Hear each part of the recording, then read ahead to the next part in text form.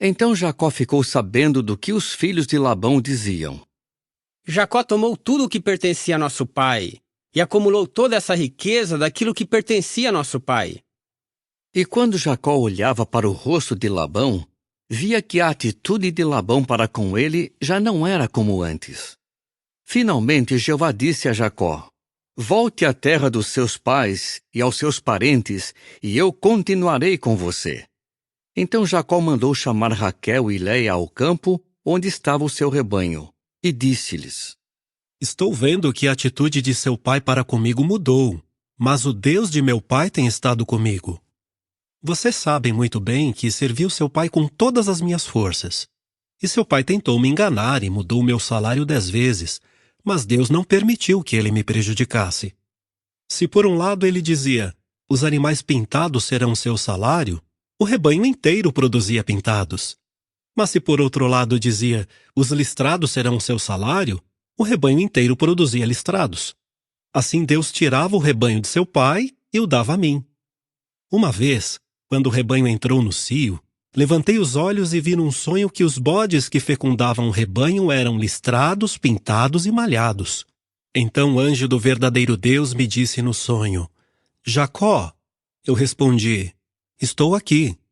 Ele continuou, levante os olhos, por favor, e veja que todos os bodes que fecundam o rebanho são listrados, pintados e malhados, pois tenho visto tudo o que Labão está fazendo a você. Eu sou o Deus de Betel, onde você ungiu uma coluna e onde me fez um voto.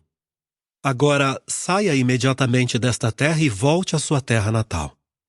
Diante disso, Raquel e Leia lhe disseram: Herdaremos ainda alguma parte dos bens da casa de nosso pai?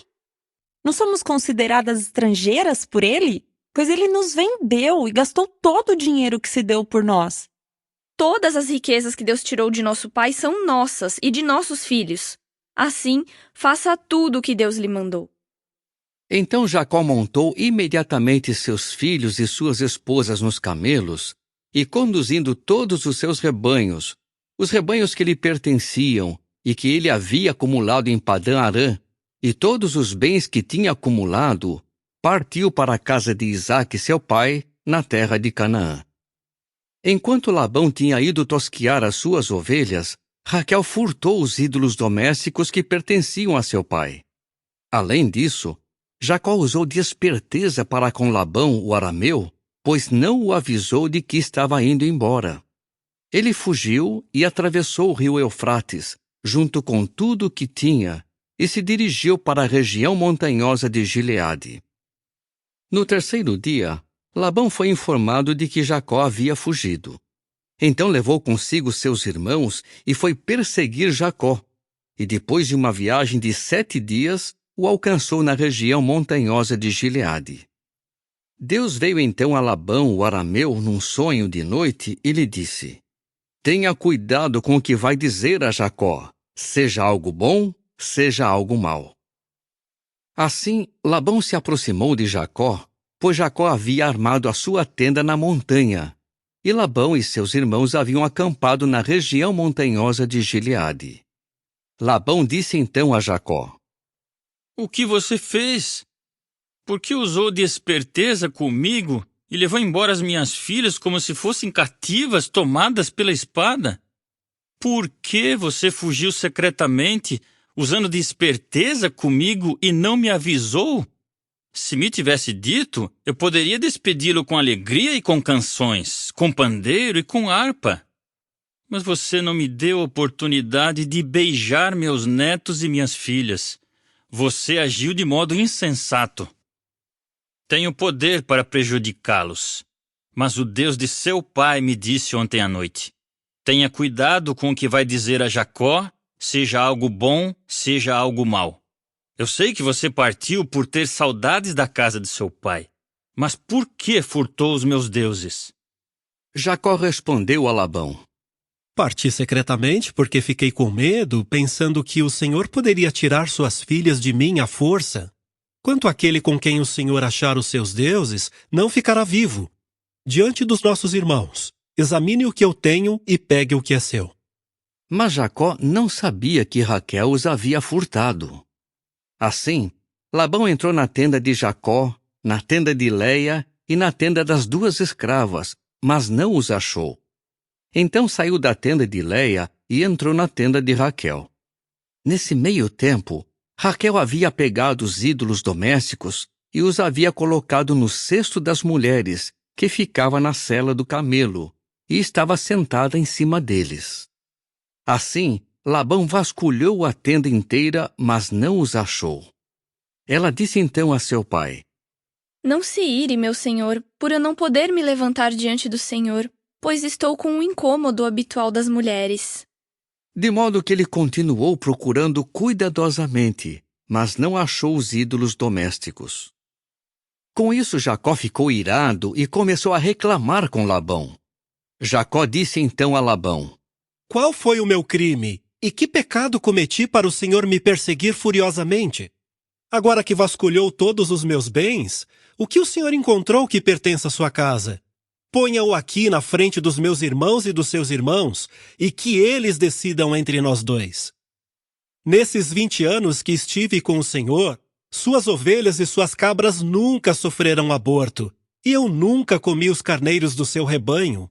Não lhe trouxe nenhum animal dilacerado por feras, eu assumia esse prejuízo. Caso um animal fosse roubado de dia, caso fosse roubado de noite, o Senhor o cobrava de mim. De dia eu era consumido pelo calor, e de noite pelo frio, e o sono me fugia dos olhos. Já faz 20 anos que estou na sua casa. Eu o servi 14 anos pelas suas 2 filhas, e 6 anos pelo seu rebanho, e o Senhor mudou meu salário 10 vezes. Se o Deus de meu pai, o Deus de Abraão e aquele a quem Isaque teme, não tivesse estado do meu lado, o Senhor me teria mandado embora de mãos vazias. Deus viu a minha aflição e o trabalho árduo das minhas mãos, e é por isso que ele o repreendeu ontem à noite. Então Labão respondeu a Jacó: Estas são as minhas filhas, estes são os meus netos, este é o meu rebanho, e tudo o que você está vendo é meu e das minhas filhas. O que posso fazer hoje contra elas ou contra os filhos delas que elas deram à luz? Agora venha, façamos um pacto, eu e você, e o pacto servirá de testemunho para nós. Assim Jacó pegou uma pedra e a colocou de pé como coluna. Jacó disse então aos seus irmãos: Apanhem pedras. E eles apanharam pedras e as amontoaram. Depois comeram ali sobre o monte de pedras. Labão o chamou de Jegar-Saaduta, mas Jacó o chamou de Galeede. Então Labão disse: Este monte de pedras é hoje testemunha entre mim e você. É por isso que foi chamado de Galeede e de torre de vigia, pois ele disse: Que Jeová vigie a mim e a você quando estivermos fora da vista um do outro. Se você maltratar as minhas filhas e começar a tomar esposas além das minhas filhas, mesmo que não haja ninguém que veja isso, lembre-se de que Deus será testemunha entre mim e você. Labão disse ainda a Jacó: Aqui está o monte de pedras, e aqui está a coluna que erigi entre mim e você. Este monte de pedras é testemunha, e a coluna é algo que dá testemunho de que eu não passarei deste monte de pedras para prejudicar você, e de que você não passará deste monte de pedras e desta coluna para me prejudicar. Que o Deus de Abraão e o Deus de Naor, o Deus do pai deles, julgue entre nós. E Jacó jurou por aquele a quem seu pai Isaque temia. Depois disso, Jacó ofereceu um sacrifício na montanha e convidou seus irmãos para comer pão. Então eles comeram e passaram a noite na montanha. Labão, no entanto, se levantou de manhã cedo e beijou os seus netos e as suas filhas e os abençoou. Então Labão partiu de volta para casa.